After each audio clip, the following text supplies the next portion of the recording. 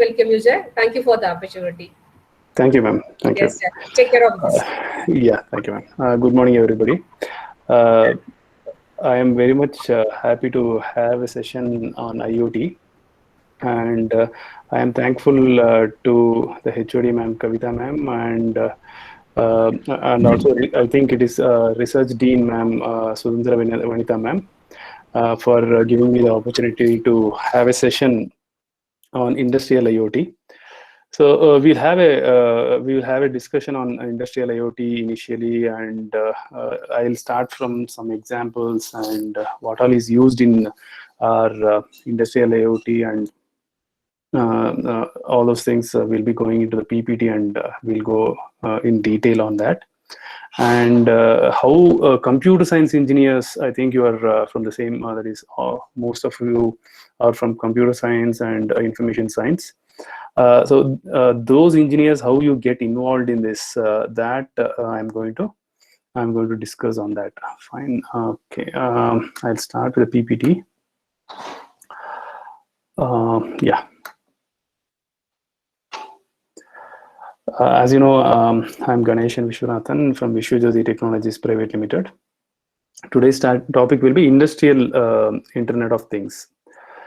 Fine. So the agenda, what I'm going to deal today is, first I wanted to introduce about IoT, and mainly first IoT and then IIoT. That is, IoT is Internet of Things, and IIoT is Industrial Internet of Things. And when you go into Internet of Things, when you are going for a industrial Internet of Things, then PAC, PLC, CNC, I think you have to get to know more about PAC, PLC, and CNC from your mechanical students. That means your colleagues from mechanical engineering. As you know, IoT is not single departmental subject at all.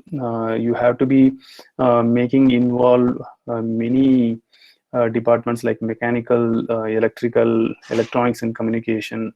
And your part as a computer science engineers, it will be a major part when you are going for IoT implementation on industry. That's what the third thing is, the IoT node. That is how the things are connected to internet. Things, when you connect it to the internet, that becomes the Internet of Things. Node is nothing but a physical thing. So that we are going to deal how with the example we are going to know about it. And then communication, the protocols that we use when we are going to send data from the node to the cloud, and cloud to data analytics, stuffs like that. And then IoT gateway, that is the major thing which collects all the data from the nodes and send it to the cloud. So that we are going to deal. All these are hardware things. Main thing where the computer science engineers work on is the cloud and the data analytics portion.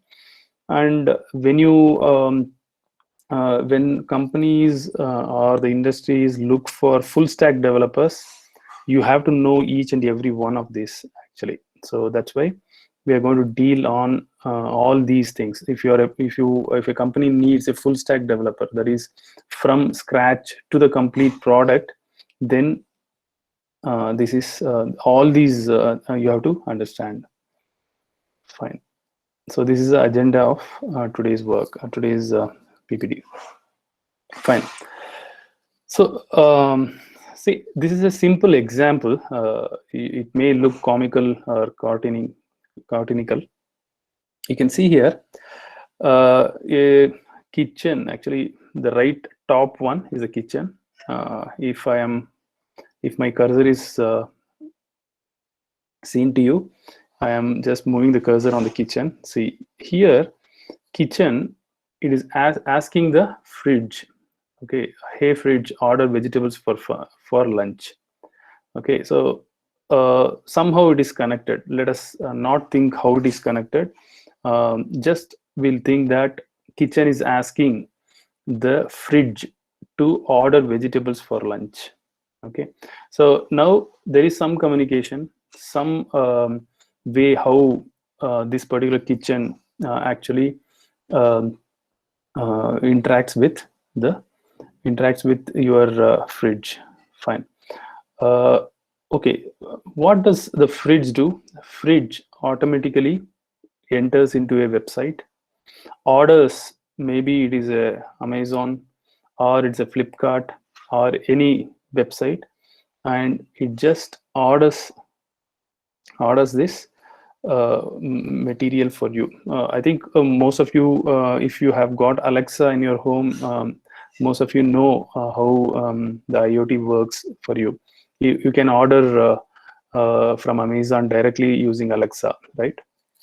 So that is called Alexa skills. Those skills, CSE students like you have to develop. That is called as Alexa skills. Each skill you have to develop. Like, say for example, when you're it is not for IIoT. I'm telling, it is the common IoT, how it works. See, maybe at some point of time you want something which has to be bought from multiple companies or something like that. So what you do is you want a table of cost from different companies for a particular product.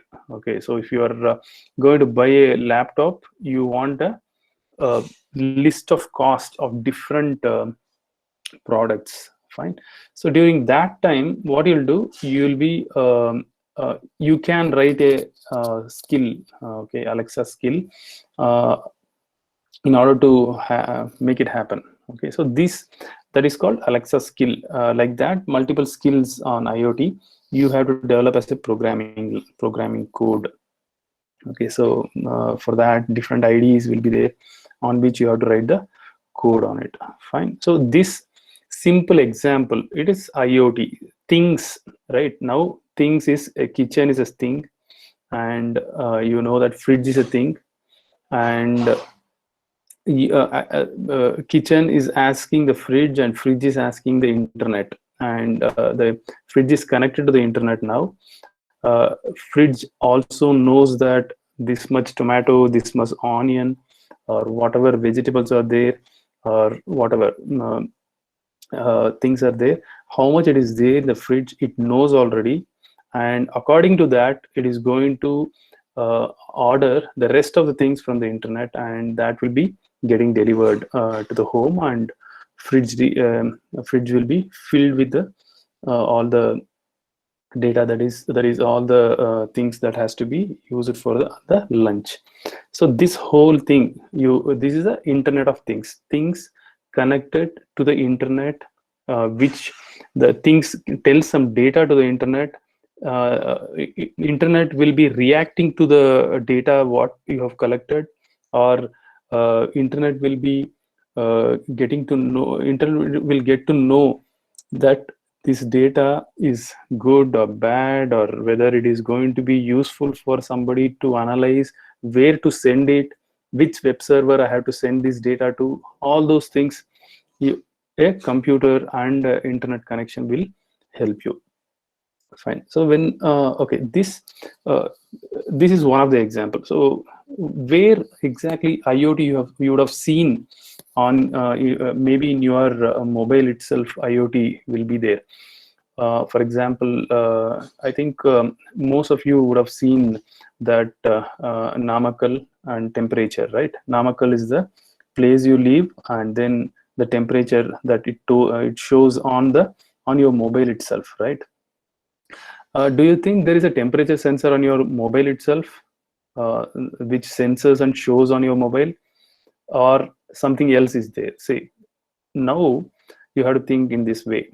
A particular company that actually displays this temperature on your mobile will be having a sensor somewhere placed in your city, right? Without that, or it has to read from the meteorological department data. Any one of these it has to do, and then that has to be brought to the website. So without sensor, the temperature sensing is not possible. So this sensor which senses the temperature becomes the thing. Okay, and then that sensor's output is got into the internet, right? So this concept, you just one simple example on your mobile itself, you can see a physical entity from outside is taken into the internet, and that is showing you the temperature of your place, right? So this is a simple example of Internet of Things. Fine. So this I think you would have understood how Internet of Things works basically. Now next thing, I'm going into industrial IoT. So now generation 4 industry is happening, that is automation in industries, right? The machines in 1880s, that is 19th century, it was completely machines. The machines came into existence. Now in this is a generation 4 industry. Now in generation 4 industry, you will have all the machines to be automated by itself. Okay, so so what all will be there in a in industrial IoT? Okay, when you go for industrial IoT, what all will be there? Okay, so here this is the physical thing, that is the machines that is there in the if you are taking a textile industry, or if you're going for an industry which is manufacturing something, maybe car industry, textile industry, or a bottling industry, whatever, the soft drinks industry, any industry you are taking will have a set of machines running there, right? So, and it will have some automation already there. So pack, PLC, CNC, all these are automation already done. Fine. So physical, that is physical in nature. The machine, the bottle, how many bottles in a day, how many number of boxes are going out, all these are physical in nature. You count it. The bottle counters are there inside the industry. See, if you're planning to produce some 1 lakh bottles of soft drinks today, then that numbers will be counted by counters, so that becomes a things there. Okay, the counters becomes the thing there. Okay, and that the PLCs, CNCs, and pack, that's the thing that we'll be dealing in detail in the next slides. That will be giving the data of how many bottles, that is what was the order and how much it was delivered. Many of the things you'll be getting it by using the pack, PLC, and CNC. That will go to the IoT gateway. So gateway is the one which actually collects the data from the node, and that will be sent to the cloud, that is cyber. You can see this, there are 3 parts here: physical, okay, second one is the cyber, the third one is a human, right? 3 parts are there. And the you can see there is a security, there is a lock that is there in the data transfer, that is the data must be secured. So that is one of the major major things that you also will be involved in this. Actually, the thing is, being a computer science engineer, security also you'll be working on encryption, decryption, and there is physical layer. That those things I think you know, right? That is the network layers and the security in the network layers you can develop. Okay, right? So this is the one that you'll be having. You will be having a transfer of data in a secured manner from a IoT gateway to the cyber. Cyber is, it can be internet, or it can be a cloud, or it can be any computer itself. So those things you actually get it. And this is the data lake. They tell it as data lake, means a big data will be there, and that is called a big data. And you warehouse the data, like you actually get the data, and for you will be warehousing, you will be checking out that number of bottles alone will be taken in a separate column. That is called warehousing. You warehouse the data. Okay, so you stack the data in different positions in data warehousing. So after that, So after the cyber thing is happening, you will be going for the analytics portion of the data. Okay, so all these things we are going to deal step by step in our PPT. Okay, so this is a overall block diagram of IIoT and why you need this data visualization, why you want to monitor it remotely. Maybe for example, if you run I'm just telling you an example. If you run a textile business, which is more famous in your area, if you run a textile business, and then there are other businesses also. The thing is, in your mobile itself, you will be able to see the whole process that is happening on your in your industry. Maybe if it is a textile industry, how many jeans pant has been developed, how many shirts have been developed, how many dhotis have been developed. All those things you'll be getting to know on your mobile itself. And then you can connect it to MES and ERP, all those things. I think computer science engineers, you better know all these what is that? This is a third party, because all these people, the computer science people, have to develop this MES and ERP for this company actually. So most of the electrical and electronics engineer will be working until this gateway from this cyber and this human.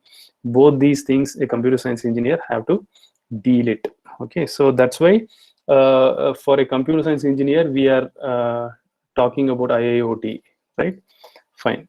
Analysis, that is third one, is the human analysis and presentation. Okay, so getting the data, that is physical, cyber is storing it, and human, it is visualization and then pushing that into MES and ERP.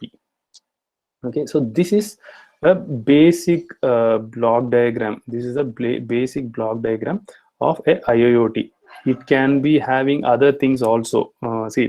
You can have this MES and ERP again connected to this physical thing, the manufacturing thing. So that is also possible, because according to how much inventory is there in the company, how much more demand is there inside in the market, you actually get it from the ERP, and that you can push it to the manufacturing department to develop more product within a short period of time or anything like that. And packaging, you can packaging also you can automate according to how much order is there. Maybe in future what may happen is, according to how much order is there, that much only production can happen, because if Internet of Things is connected, if I am ordering a jeans pant from your company, that order today, if I am sending it, you may produce or manufacture a pant on the same day, and tomorrow maybe I'll be getting it on the next day itself, which was manufactured yesterday. Okay, so that kind of complete closed loop in the IoT, industrial IoT, can happen in future. Okay, because order also you get it through ERP only. So ERP will be having all the orders, sales, everything, and inventory also. It can decide whether today I can make a jeans pant, because there is a order for the jeans pant or anything. Okay, so I'm just telling you the example. Okay, so this is how the whole block diagram you have to understand in industrial IoT. Fine. Okay, this is more for the electrical and mechanical engineers, mainly for the mechanical engineers. And even here, computer science engineers can work on even in this place also, because some of the automation controllers, there are three ways the automation inside the company happens. That is, one is programmable automation controllers, and then programmable logic controllers, and then computer numerical control. So these three, you just have to know what it is, because we are not going to in detail on this. Say programmable automation controllers, you will be writing C and C++ programming. Okay, you will be writing C++ programming where you will try to automate the whole process. Okay, let me explain in detail.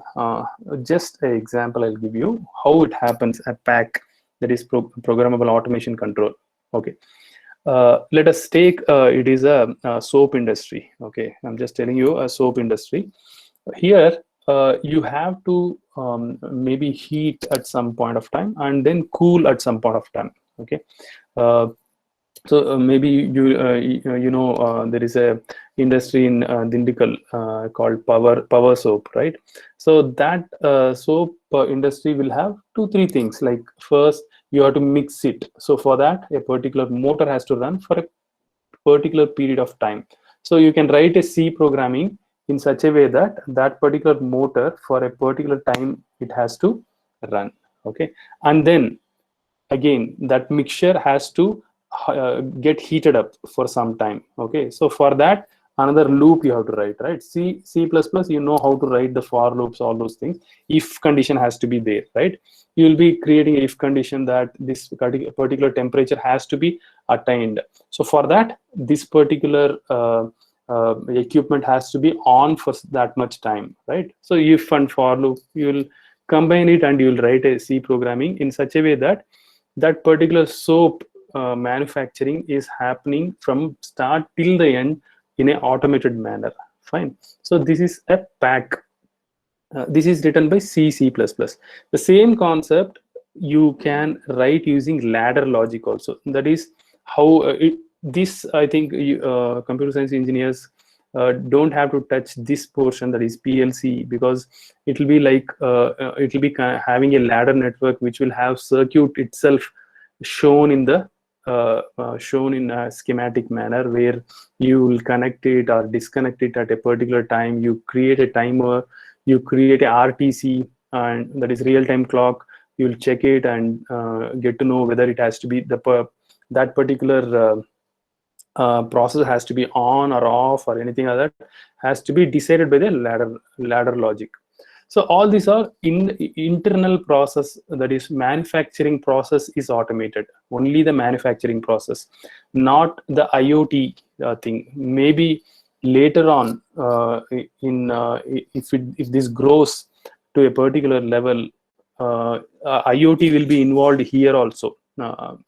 Maybe from the internet itself, you can tell this much size. I want a particular shape of a vessel. CNC machine is nothing but it'll create a shape of the vessel, or if a box has to be made, if you give the dimensions of that, you can see that this guy who is standing here, he is trying to give some dimension or a number of pieces.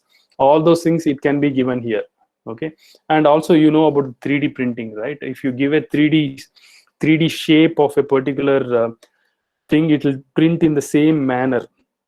There are some limitations and cost is high. That is not a matter, but the thing is, it can happen. If it is a very big industry, then IIoT will be very much effective. So this, if you are having a very small industry or anything like that, there we don't need a IIoT implementation. But the thing is, this is a concept which is growing slowly, right?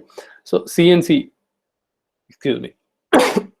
Yeah, so drilling and 3D printing. Fine. These are the three things which is mainly used for only for the production inside the manufacturing industry. So PLC, PAC, and CNC. Here this you can see there are ports here, right? And there are Ethernet ports, USB ports, and then serial communication. All these, if you are electronics and communication engineers, just by seeing this, you will be getting to know what is this.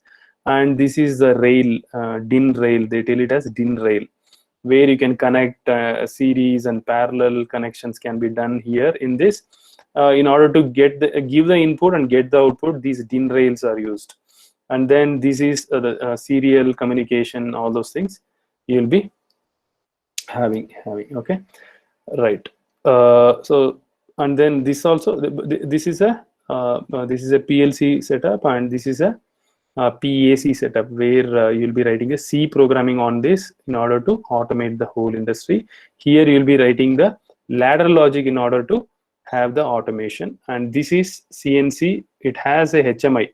HMI is nothing but about human machine interface, or in computer terms, or in computer science engineering terms, you can tell it as user interface. GUI, graphical user interface, will be there on the CNC machine, where you can give this is the size of the box, this many number of box I want. If you click on that, it'll using the sheets, maybe it is the aluminum sheet or a steel sheet, it'll create that boxes and send you.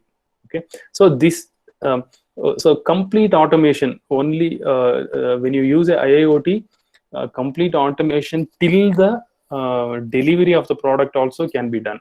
That's what I was telling you in the first slide itself, right? Fine.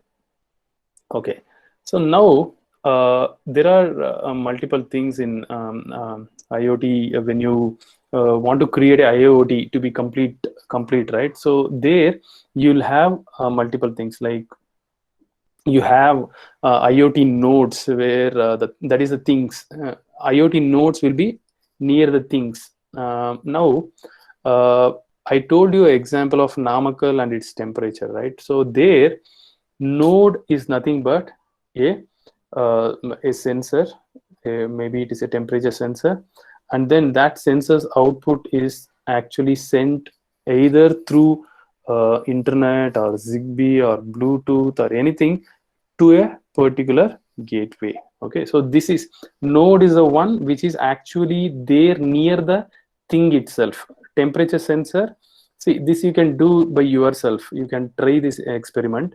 You have a temperature sensor, and then you connect it to Arduino ESP32, and from there it actually through the Wi-Fi you can store it in a ThinkSpeak or any cloud environment.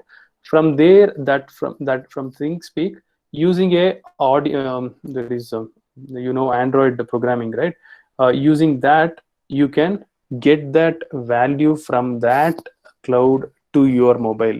You can create a APK. APK is nothing but the application file, Android application file.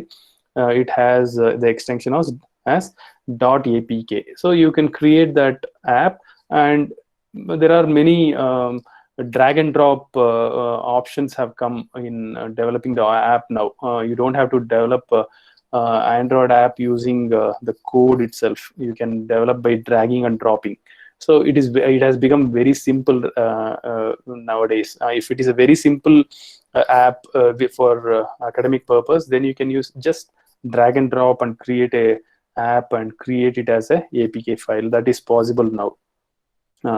If you have very less requirement, you can go for developing using drag and drop option, and it will convert to either Android or for Apple also. That will be getting converted. You can create it as a APK file or a DMG file also. That is for the Mac.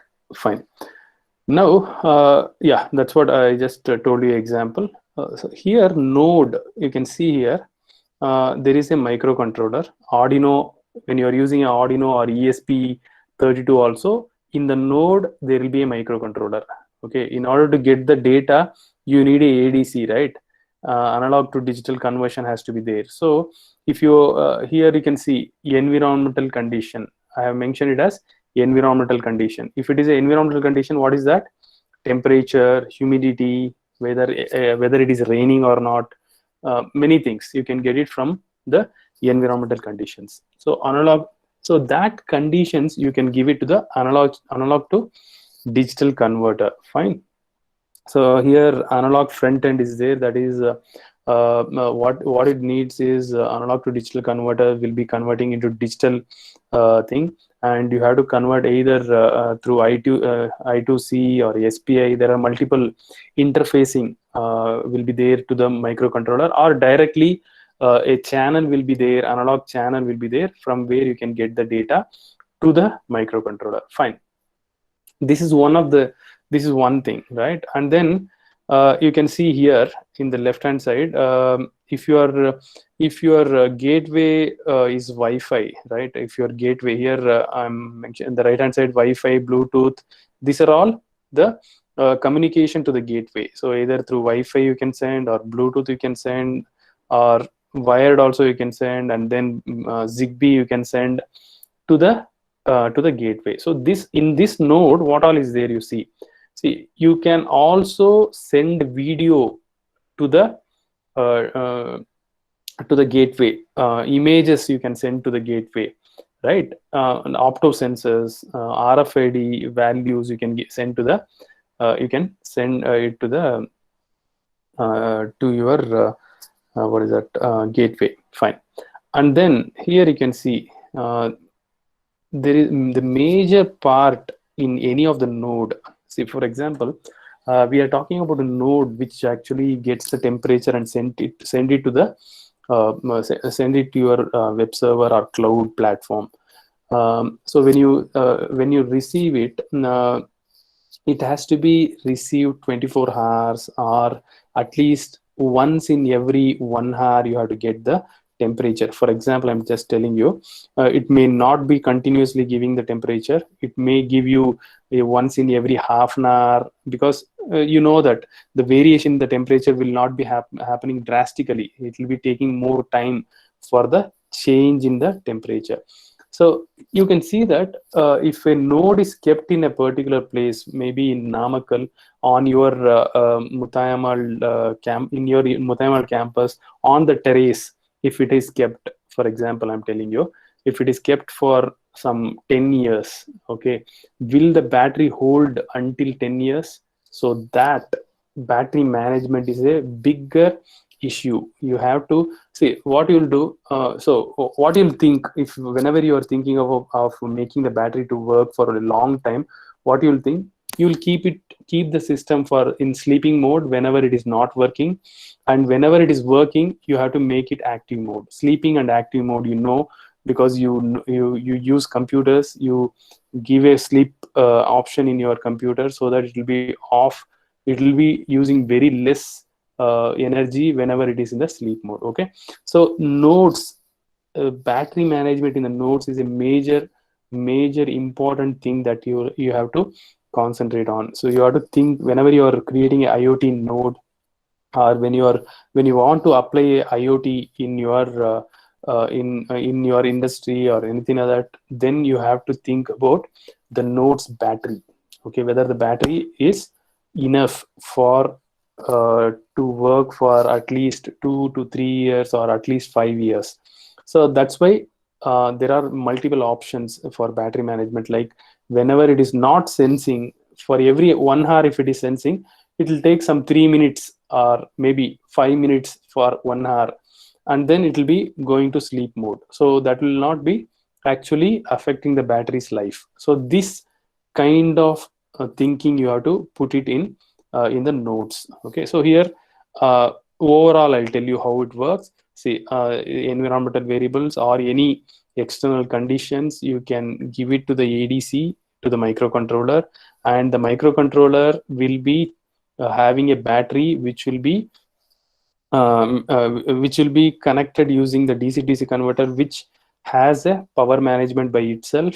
And then those data which is got from this environmental conditions and the external conditions, those will be either sent to the cloud, or through the Wi-Fi or Bluetooth or Zigbee, it will be sent to the gateway. Gateway actually receives the data from multiple nodes. How many nodes? It depends on which gateway you are using. Okay, so that we'll see. Okay, so now we have talked about Wi-Fi, Bluetooth, Zigbee, all those things which actually sends the data wirelessly to the gateway, right? So that is the communication. So how you communicate to the next gateway. Okay, so how if I'm using Zigbee, if I'm using Wi-Fi, if I'm using Bluetooth, there are other communication also, wired also you can use. So in this wave, there is a Z wave is there. There are multiple way of communicating data from one point to the other point wirelessly or via both. Fine. So this communication, what is the advantages and disadvantages of different types of communication that is used? Okay. One thing is Zigbee. See, Zigbee, it is low speed. Okay, I think some of you would have used Zigbee in your maybe if you have done any mini projects or anything like that, you would have used Zigbee. Okay, so what is the possibility in Zigbee? The advantage of Zigbee we'll see first. The thing is, one Zigbee can get the data from 65,000 nodes in a single network. That means that, see, if you are maybe Zigbee, if you are planning for a rural area, maybe you are planning for having a village to be completely automated, or if you are planning for a small portion in the urban area to be completely automated in many ways. Maybe like for example, you can tell like water supply. Okay, I want to automate. That is what smart cities are, right? Smart cities use this IoT concepts only. So what it will do, it will get to know whether what is the time we have supplied water to this area previously, maybe 1 day before or 2 day before. That it will have a log, and then now it will decide whether to allow the water, how much time it has to be allowed. These kind of things, how will you get to know? By using the Zigbee network, it will just send the data to the main gateway, that this particular street has been given with this much liter of water before 2 days. Now this is the time you have to give the water, like that. I'm just telling you an example. I'm not telling you this is the way it has been done, but I'm just telling you example. So this kind of inputs you will be getting it to the gateway, main gateway, and gateway will decide and tell the automation process, like the PLC or the PAC or CNC, whatever it is, that it will decide and allow the water to be flowing to the that particular area. I'm just telling you. So 65,000 nodes means if there are many streets in a particular area, then for each street you have to have a node, right? So that is decided whether you have to use Zigbee or you have to use Wi-Fi or Bluetooth. That will be deciding it. So Zigbee now around until 1 kilometer it can transmit the data. Okay, so that is usually Zigbees that is of low range will be until 100 meters, and there are industrial Zigbees which can go beyond that also. Okay, so and this so 65,000 nodes means you can if I'm thinking about only the water supply, how many streets? 65,000 streets I can decide from the gateway. Okay, and then what is beautiful about Zigbee is it is having a sleep mode in option. That means that it can sleep for some time. That means that battery can be saved for a longer period of time in Zigbee. Okay, so when you are becoming an entrepreneur or anything like that, you have to think about which is the best way of communicating for IoT. So if you know that there are a lot of IoT products coming out daily. In a daily basis you can see IoT products coming out. So most probably entrepreneurs, new entrepreneurs, at least 30 to 40% of the new entrepreneurs will be working on IoT only. That you can see, you'll be getting to know about it later on. But the thing is, this sleep mode and lower power, low speed, so it is using only low power. That is because of the sleep mode. And low speed is advantageous or disadvantageous? Usually if the data is very less, no, low speed is advantageous. If this is the case, if my case what I told, no, it is advantageous only. I can I want to get only the how many liters of data, how many liters of water, and when it was given. That is enough. So for low data, low speed is fine for me. But if I have to stream a video itself, if I have to stream the audio itself, then Zigbee will not help us. Fine. If I have to send an image, then Zigbee will not help us. Okay. This is the advantage and disadvantages of Zigbee.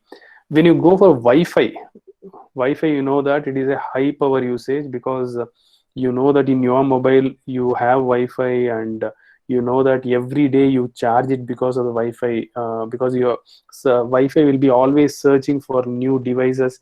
Wi-Fi is whether it is there nearby or not. So you can't make a Wi-Fi to be in a sleep mode at all, because if once the Wi-Fi is switched off, it will look for another Wi-Fi whether it is there nearby or not. So that is the problem. High power usage is there in Wi-Fi, and high speed, because you know that Wi-Fi has a high speed thing, and then you can transfer video, audio. And the main disadvantage of Wi-Fi is the number of nodes that can be connected.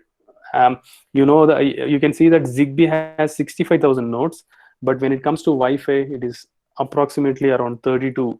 That is for one router, approximately around 32 you can connect it. So this is the disadvantage when you are having a communication through that is the gateway. To the gateway, if you want to communicate, how many? Only 32 you can communicate to the gateway. And then Bluetooth range problem. So you know that Bluetooth has a lesser range, but now the long range Bluetooth and low power Bluetooth have come. But anyway, the number of nodes is lesser number of nodes, but until hundreds of nodes you can connect into the Bluetooth. Okay, so that's what Bluetooth is. Actually, theoretically, they are telling that 32,000 nodes can be connected through Bluetooth, but actually hundreds, it is a limitation of hundreds Bluetooth will be having. Okay, so now you got this thing, right? A Zigbee, Wi-Fi, Bluetooth. Okay, so when you are having a Wi-Fi, where you will connect? You will connect to the Ethernet, right? In the gateway, if you have got a Wi-Fi data coming, you can connect to the Ethernet or to this Wi-Fi. You can see here, Wi-Fi 1, Wi-Fi 2. So like this, it will be connected. This thing is there, no? Like this, it will be connected. This is the antenna which will be receiving the data. Wi-Fi 1, Wi-Fi 2. Okay. And if it is wired, then you can use Ethernet, and even USB also you can transfer. And then serial communication when you're using a Zigbee. Okay, so Zigbee, when you're using, you can have serial communication. And if you're planning for connecting this Wi-Fi from the 4G mobile data itself, then SIM card, you can use it here in the micro SIM like this. And then this is a for data storage or anything like that, then you can use micro SD. So this is the gateway, how it looks. This is what I was telling you. If you are having a Zigbee receiver, there will be a transmitter and a receiver. If you have a Zigbee receiver can get around 65,000 from the nodes. You can get it, and you can save it here. That is, you can send it to the cloud platform. Fine. So this is the IoT gateway, how it looks. Okay, and then this is your major part, computer science engineers. You will be thinking about how the data has to be taken, and from the data, what is the knowledge I get, right? Say, for example, I'm just giving you a small example. Okay, you are actually supplying maybe cloths to whole of Tamil Nadu. Okay, now what you'll do, you will think about whether I have to have a branch in Coimbatore, or should I have to have a branch in Chennai, so that I can reduce the cost of transportation, or something like that you are thinking. Okay, so for that, that is the problem, business problem you are thinking, that whether I have to have a branch in Coimbatore, or I have to have a branch in Chennai or anywhere in India, I am planning my branch. Okay, so if that is the case, what you'll do is, if IIoT is there in your company, okay, so what you can do, the people, those who are uh, getting the orders from, maybe if it is from Chennai or from Coimbatore, or if it is from Gujarat or any place, if the orders are coming in to you, right? So what you'll do is, you'll get the data will be stored. That is where, how much orders have come. All these you can store it, and then for a full year you can draw the graph. That is called data visualization. So see, when you want to have a cloud platform, Google Cloud, AWS, Microsoft Azure, and Ubuntu Cloud, there are multiple people, those who are actually giving you cloud. Fine. That's why analytics, when you are planning for the analytics, that's what I told you. If for the whole year, if you are having the supply to be given to a particular place, for the whole year, how much I have supplied, okay, how much I have supplied, I'll be able to find out by visualizing the data. Okay, if there is some noise data, maybe some of the data will be not filled at all. These kind of things you have to remove. I think you know this. This is a data analytics portion, right? So here, you actually impute the data, and you find the you replace the data, or you remove the data which is not redundant data. You will be removing it. These kind of thing is called data preparation. Okay, now two things I've mentioned in data analytics: ERP and MES. This is the major thing which, if you are going for a industrial IoT, these two things you have to actually think of. See, you can, I think ERP you would have got to know by just what is the inventory, how much manufacturing is happening, how much human resource is there, whether the financial stuff is good in the company or not. These kind of things only you would have thought previously. That is the in industry 3.0. But here in industry 4.0, you can see the block diagram here. You can see that Internet of Things is major when you are connecting when you are having a ERP developed. Internet of Things is a major portion, and then you can see here big data analytics is a major portion when you are creating a ERP. I think you know about the ERP completely. That is, it has the ERP will be having the whole process of the company. Even if it is, I think many products are SAP is one of the ERP you are having, and there are Drupal. I think you know Drupal.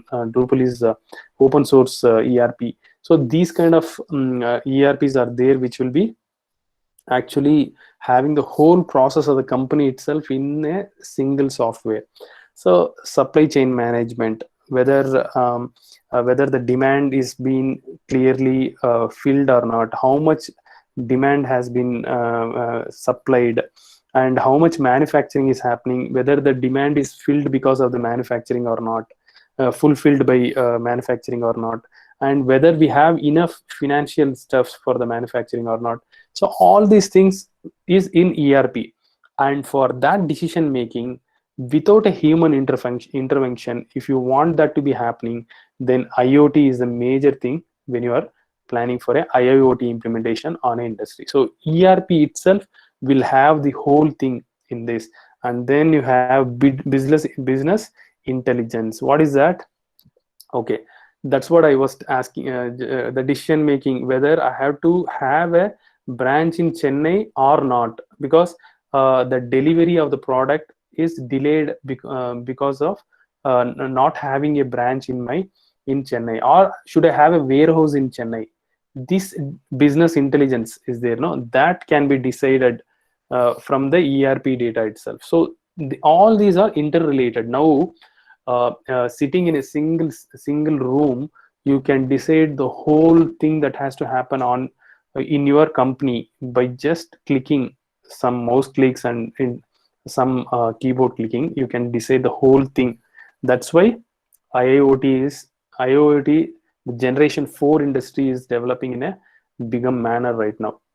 Maybe if it is a very big company which can invest a lot of money, IoT is the best thing. And if it is a small company, small setup in IoT can be created, and that can be used for analyzing your company. So this is the whole concept, and that will be there in IoT. The computer science engineers usually have to work on ERP and MES, that is manufacturing execution system. That also, see, manufacturing execution system also you can automate it, or you can decide by knowing what is the supply.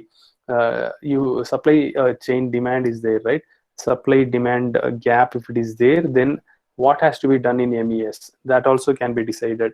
So this is the whole process of IoT. You will be getting to know these are things that you have to get to know when you want to implement a IoT in a company. Okay, so this is the whole this is what I wanted to tell you today. So I hope it was useful for you until now, what all we have dealt. I think if you have got any questions you want to ask, you can ask me. Thank you for listening me for almost 1 hour, right? Yeah, thank you. If any doubts in this, should I have to go through any of the PPT, that is, should I have to run through it, you just tell us. I'll just run through it. Where you want to ask, you can ask.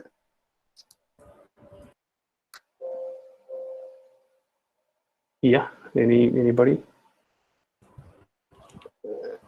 So without Arduino board, can you connect the some electronic devices directly to the sensor? See, if ADCs are there, Possible.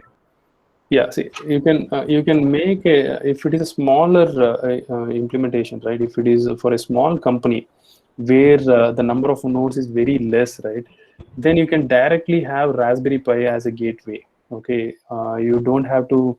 If the length of the, see, if you're planning for a smaller company which is having a space of just 1,000 square feet or 2,000 square feet, you don't need a Zigbee. Even Zigbee also is not needed.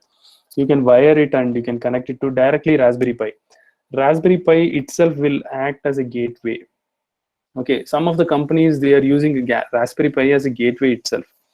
Okay, you'll be writing programming in such a way that Raspberry Pi can act as a gateway, and directly using there are ADCs are there. ADCs you can you have to have an external ADC when you are using Raspberry Pi, and you can connect it. Arduino is also fine now, right? That also we can use. But if you don't want Arduino to be used, Raspberry Pi is already a gateway. You can use it.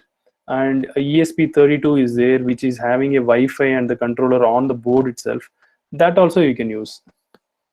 So without, see, sensor has to be connected to either ADC or external ADC, either internal ADC or the external ADC, in order to have a digital output coming out, and that you have to connect it to the cloud through any of the, either it is either it is a Raspberry Pi or it is a Arduino. You have to connect it anyway. Okay, what is the difference between Arduino ESP and Raspberry Pi ports? See, I think there you have an IDE where you write embedded code. The thing is, when I'm talking about ESP or Raspberry Pi, I would just tell you the speed alone. You have to check what is the if you are going for a real-time implementation, you have to just check the speed of the crystal oscillator. I'll not go beyond that, because that is enough. If you think that ESP32 is fine, the speed is fine, you go with that only. You don't have to go to Raspberry Pi itself. Okay. And the thing is, the memory of Raspberry Pi now, it is not 1 GB. You know that it is 4 GB. In Raspberry Pi 4, it is 4 GB now.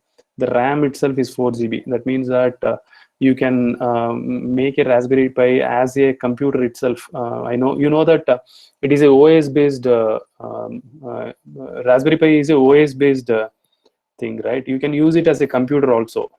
Just by for around, you can spend around less than 7,000 to 8,000 to have a computer itself. 4 GB RAM is there anyway for you, right? That is one of the advantage. But if you are going for implementation, then if you think that the speed is enough, ESP32 is enough, that speed you can wind it up. You don't have to go for Raspberry Pi, which is costly than ESP.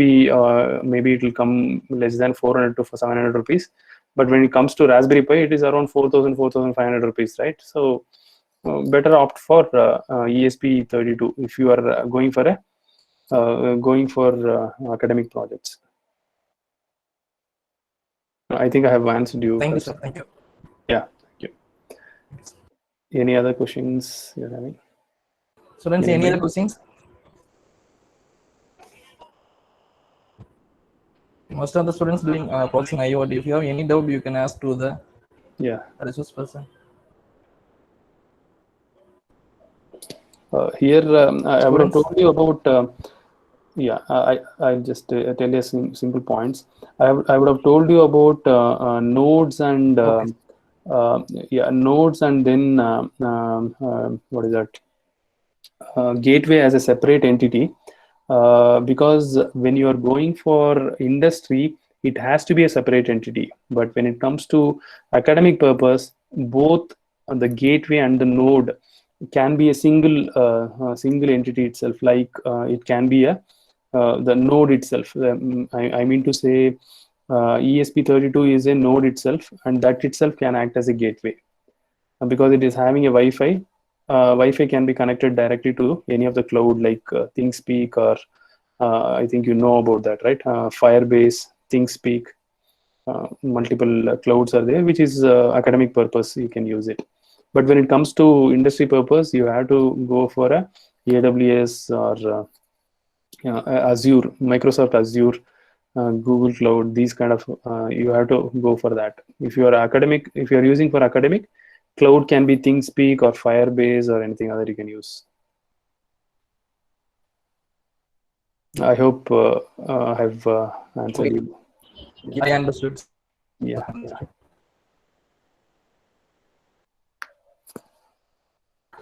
Students, any other questions?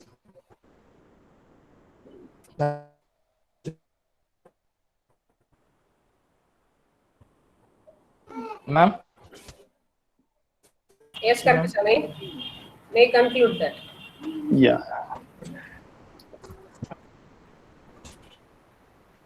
So so we can conclude this, right? Good afternoon.